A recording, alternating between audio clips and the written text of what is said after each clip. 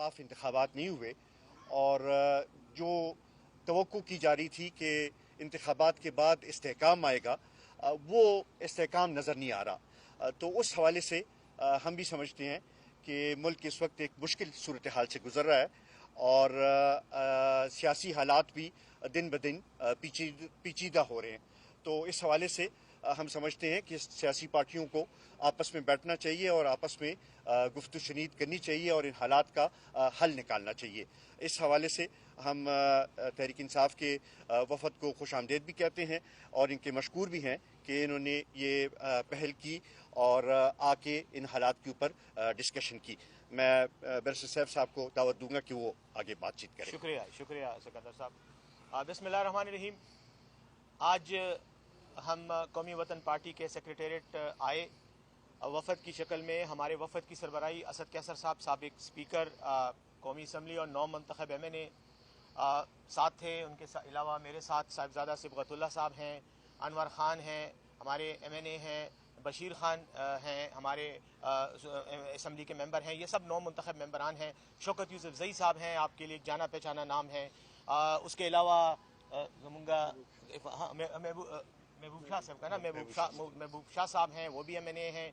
तो ये हम बानी चेयरमैन तहरीक इंसाफ इमरान खान साहब की हिदायत पर आए। आपको पता है हमने मीडिया में इस बात का ऐलान भी किया है कि हमें चेयरमैन तहरीक इंसाफ की तरफ से ये हिदायत मिली हैं कि आप सियासी पार्टियों से रब्ता करें। और ये जो हालिया दिनों में इलेक्शन हुए और इसके नताइज के नतीजे में मुल्क के अंदर जो बेचैनी पैदा हुई, जो एक सियासी इंतशार नज़र आ रहा है, एक धांधली ज़दा इलेक्शन के नतीजे में जो सियासी पार्टियों की शिकायत सामने आ रही हैं और बड़े पैमाने पर उन लोगों को कि जिनका हक बनता था, जिनको आवाम ने इलेक्शन में वोट दिए, उनके जो वोटर थे उनकी अमानत में बददियानती की गई और उनके नताइज तब्दील किए गए। इसकी वजह से यकीनन वक्ती तौर पर तो शायद कुछ लोग बगले बजा रहे होंगे और खुश हो रहे होंगे कि उनको हुकूमत मिल गई है और वो हुकूमत बनाने के लिए जोड़ तोड़ भी कर रहे हैं। लेकिन अगर लॉन्ग टर्म में देखा जाए, तवील मुद्दती तनाजुर में इसका जायजा लिया जाए, तो ये कौम के लिए, मुल्क के लिए और पाकिस्तान में पार्लिमानी जमहूरियत के लिए एक बहुत बड़ा मसला है। क्योंकि इस तरह के जो वाक़यात होते हैं, इस तरह की जो हरकत होती हैं, उसके नताइज बाद में पूरी नस्लों को, आइंदा आने वाली नस्लों तक को भुगतने पड़ते हैं। तो हम ये चाहते हैं कि मुल्क में हमाहंगी हो, मुफाहिमत की फ़िज़ा हो।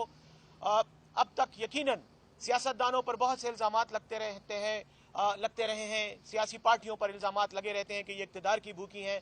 लेकिन खान साहब की हिदायत पर हमने मरकज़ में अपोजिशन में बैठने का फ़ैसला किया, पंजाब में भी हमने अपोजिशन में बैठने का फ़ैसला किया, बावजूद इस हकीकत के कि अगर हमें हमारी जो वोट हमें मिले उस तनासब से अगर हमें सीटें मिलती और नताइज ना बदले जाते, तो आज हम शायद मरकज़ में भी 180 सीटों के साथ बैठे होते। क्योंकि फॉर्म 45 इस बात का सबूत है कि हमारे नुमाइंदे जीते थे, हमारे उम्मीदवार जीते थे, लेकिन फॉर्म 47 में उनका नतीजा तब्दील कर दिया गया। अब इस तनाज़ुर में जैसे आपने सुना है, आपको पता है कि जमीयत उलमा इस्लाम फजलुर रहमान साहब ने भी एहतजाज का ऐलान किया है। आज जमात इस्लामी ने भी ऐलान किया था और उन्होंने आज एहतजाज किया भी है।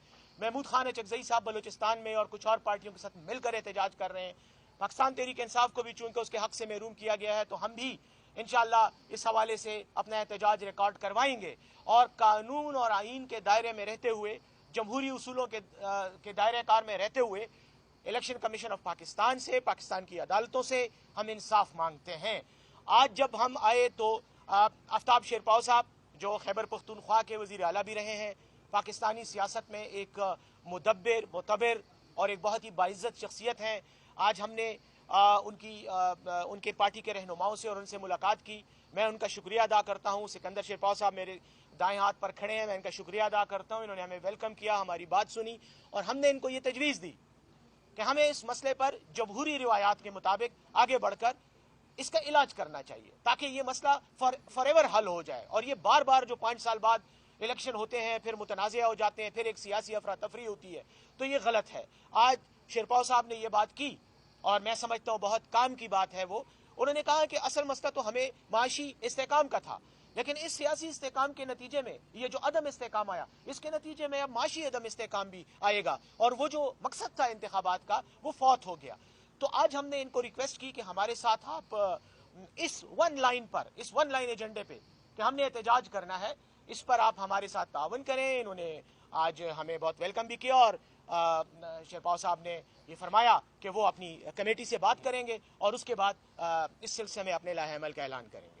بہت بہت شکریہ, آپ نے ہماری بات بہت صبر سے سنی. Thank you very much. بہت شکریہ. میرے خیال میں اس حد تک ہی رہنے دیں, کیونکہ اس سے آگے ہم بھی ابھی اپنی پارٹی سے ڈسکس کریں گے تو تبھی ایک لائحہ عمل سامنے لا سکیں گے. تو میرے خیال میں اتنی اگر رہنے دیں تو بہتر ہوگا. اس وقت کوئی اور بات قبل از وقت ہوگی, یہی بات ہے جو آپ کے سامنے کی گئی.